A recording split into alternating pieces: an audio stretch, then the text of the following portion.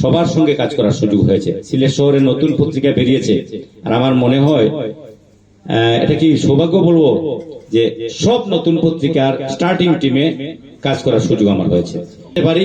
এবং নতুন পত্রিকা বের হলে কেন জানি আল্লাহ আমাকে একটা রিজিকের ব্যবস্থা করে দেন এবং সেখানে আমার কর্মসংস্থান হয়। আমি নতুন শুভ প্রতিদিনে জয়েন করেছি। এরপরে আমরা এখানে বসি সবাই অনেক সহকর্মী।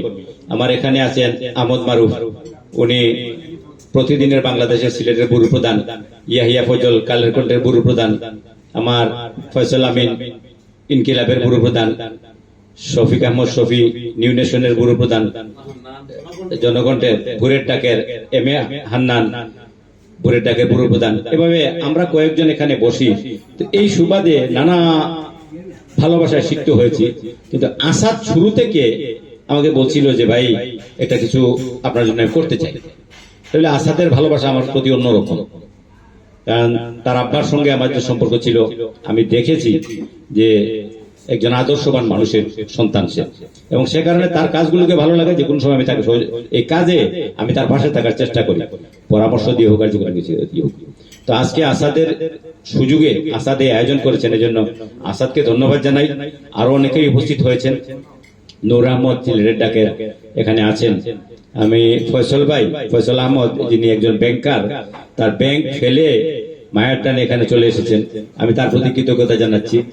এখানে সুহেল আছেন, আমার কণ্ঠশিল্পী তুহিন আছেন। সুহেল সমাজসেবায় পদক পেয়েছেন। আমাদের একটি মাদ্রাসা আছে বীর প্রতীক আব্দুল মালিক বীর প্রতীক মাদ্রাসা এতিমখানা, তার সুপারিনটেন্ডেন্ট যিনি মাওলানা পারভেজ মুশাররফ আছেন। অনেকেই আছেন। আমাদের ৭১-এর কথার লোকমান হাফিজ আছেন। আমি সবাইকে আমার পক্ষ থেকে কৃতজ্ঞতা জানাচ্ছি। নাইম, আমার নাসিম, শহীদুল, আমার দেশের ফটোগ্রাফার, সবাই কষ্ট করেছেন। এবং আমি যেগুলো পছন্দ করি না এই কাজটাই মানে শেষ পর্যন্ত মেনে নিতে হলো। যে এরকম একটা, আমি তাকে বলেছিলাম যে ভাই সংবর্ধনা না লিখে অন্য কিছু লেখা যায় নাকি, সম্ভবত এই সময় আর পাওয়া যায় নাই। যাই হোক, ঠিক আছে, আমি সবার প্রতি কৃতজ্ঞতা প্রকাশ করছি। আমাকে এখানে পরামর্শ দিয়েছেন এবং আমাকে আগামী দিনে কাজ করার মতো যে স্পিরিট দরকার সেটা আমাকে আপনারা দিয়েছেন, এনার্জি দিয়েছেন। আমি এই জন্য আপনাদের প্রতি বিনম্র শ্রদ্ধা এবং কৃতজ্ঞতা প্রকাশ করছি।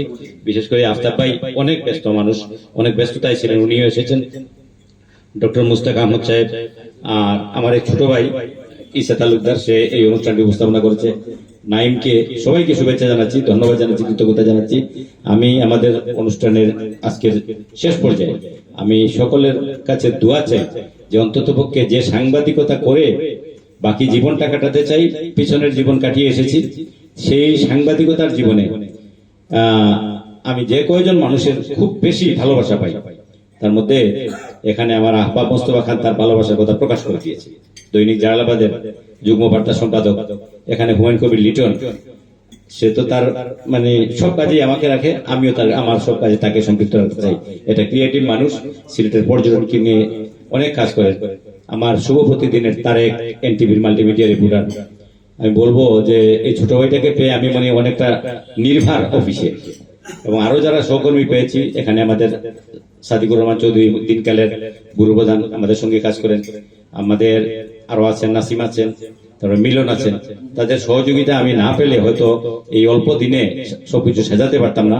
দোয়া করবেন যেন শুভ প্রতিদিন সিলেট শহরের মানুষের কাছে একটা গ্রহণযোগ্যতা পায়, এবং আমাদের কাজে ভুল ত্রুটি হলে আপনারা আপনাদের ব্যক্তিগত যে মায়া, সেই মায়া থেকে আমাদেরকে স্মরণ করে দিবেন যে এই ভুলটুকু আপনারা শুধরাবেন। অনেকেই এইভাবে সংশোধন করার পরামর্শ দিচ্ছেন। বিশেষ করে এই পত্রিকাটা একজন নগর কেন্দ্রিক মানুষের, নগরের স্বপ্নবাজ মানুষের পত্রিকা। জনাব রেজাউল হাসান কোয়েস্তুদি, উনি এই নগরকে নিয়ে ভাবেন, এই নগরীর মানুষের খেদমতে যেন ওনার পত্রিকাটা কাজে লাগে এবং আমরা যেন সেই প্রত্যাশা অনুযায়ী কাজ করতে পারি, সেই আশাবাদ ব্যক্ত করে। এবং বিশেষ করে কোয়েস্তুদি ভাইকে ধন্যবাদ জানাই যে আমাকে তার পত্রিকায় দায়িত্ব প্রদান করেছেন। উনি দেশের বাইরে, এবং আসলে হয়তো কোনো এক সময় আপনাদের সঙ্গে আবার মিট করার ব্যবস্থা করে দেবো এবং আপনারা তখন প্রত্যাশার কথা বলতে পারবেন। এই আশাবাদ ব্যক্ত করে আমি বক্তব্য শেষ করছি। আল্লাহ হাফিজ, আসসালামু আলাইকুম।